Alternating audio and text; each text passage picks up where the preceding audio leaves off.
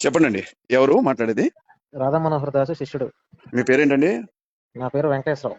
వెంకటేశ్వర గారు. చెప్పండి వెంకటేశ్వర గారు. ఏంటి సార్ సోషల్ మీడియాలో, యూట్యూబ్లో ఏంటి రెచ్చిపోతున్నారు మా హిందూ ధర్మం గురించి? ఉమ్. ఎందుకని అలా మాట్లాడుతున్నారు?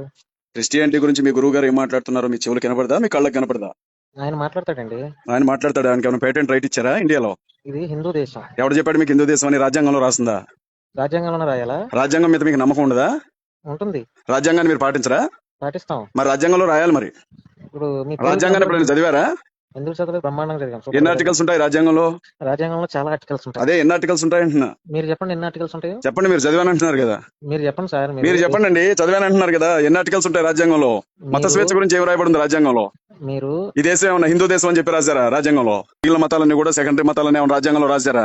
లేకపోతే మీరు మీ గురువు గారు ఇద్దరు కలిసి కూర్చొని ఏమన్నా రాశారా? రాధా మనోహర్ దాస్ గారిని అట్లా మాట్లాడమని చెప్పేది మీరేనంట కదా. రాధా మనోహర్ దాస్ గురించి ఇష్టం వచ్చినట్లుగా మేము మాట్లాడడం కాదు, బైబిల్ గురించి ఇష్టం వచ్చినట్లుగా రాధా మనోహర్ దాస్ మాట్లాడతాడు కదా. కాదు కాదు పాస్టర్ గారు, రాధా మనోహర్ దాస్ తో మాట్లాడించేది వినకుండా మీరేనంట కదా. రాధా మనోహర్ దాస్ నోటుకొచ్చినట్లుగా మాట్లాడుతూ ఉంటే దాని వెనక సపోర్ట్ చేసేది వెంకటేష్ గారేనంట కదా. ఎవరు చెప్పారు? మీకెవరు చెప్పారు? నాకు వాళ్ళే చెప్పారు. మీకు ఏమైనా ఆకాశం నుంచి రాముడు చెప్పాడా, భూలోకం నుంచి కృష్ణుడు చెప్పాడా? నాకు చెప్పింది రాధా మనోహర్ దాసే. నాకు కూడా రాధా మనోహర్ దాసే చెప్పాడు. అరగుండుగాడు. అద్భుతంగా మాట్లాడతాను. మీలాంటి వాళ్ళకి అద్భుతంగా మాట్లాడతాను. ఇంతకీ మా ఆవిడని అడిగిందని చెప్పండి. రాధా మా ఆవిడే. అవునా? అవునవును.